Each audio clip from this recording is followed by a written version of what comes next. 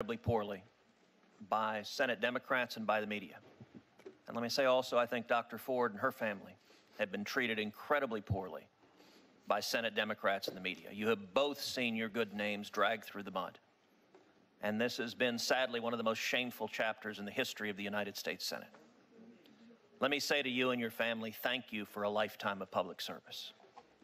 I will say, watching your mother's pained face has been heart-wrenching as she's seen her son's character dragged through the mud after not only your lifetime of public service, but her lifetime of public service as well. And I know as a father, there's been nothing more painful to you than talking to your daughters and explaining these attacks that the media is airing. I also believe, though, that the American people are a fair-minded people, that the American people can set aside the partisan warfare of Washington and look to substance and facts. And that is the charge of this committee.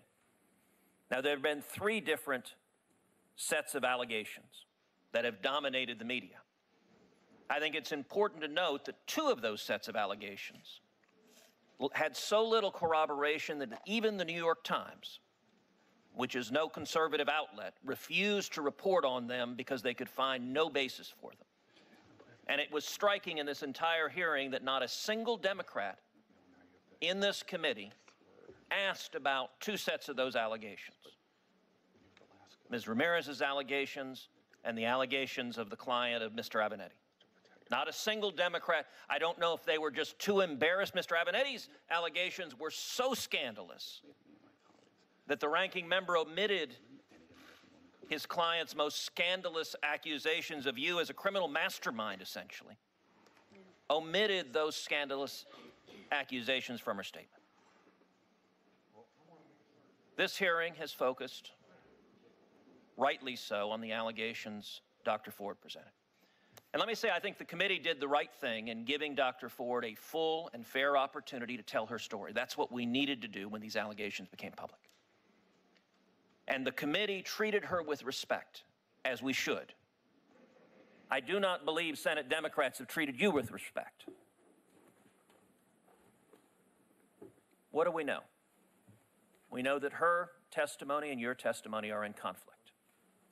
A fair-minded assessor of facts would then look to what else do we know when you have conflicting testimony? Well, we know that Dr. Ford identified 3 fact witnesses who she said observed what occurred. All 3 of those fact witnesses have stated on the record under penalty of perjury that they do not recall what she is alleging happening.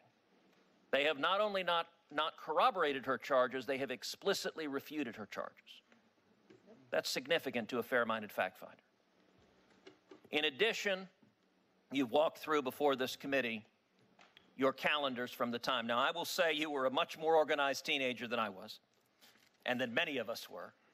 But it was a compelling recitation of night by night by night where you were in the summer of 1982.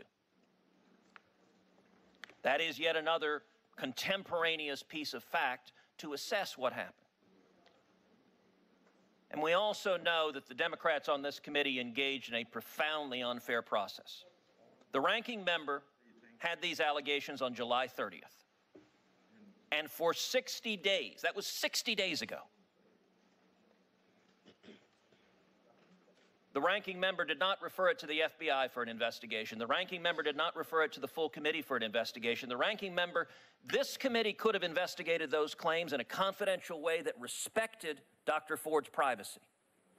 And some of the most significant testimony we heard this morning is Dr. Ford told this committee that the only people to whom she gave her letter were her attorneys, the ranking member, and her member of Congress. And she stated that she and her attorneys did not release the letter, which means the only people that could have released that letter were either the ranking member and her staff or the Democratic member of Congress, because Dr. Ford told this committee those are the only people who had it. That is not a fair process. And we should look to the facts, not anonymous innuendo and slander.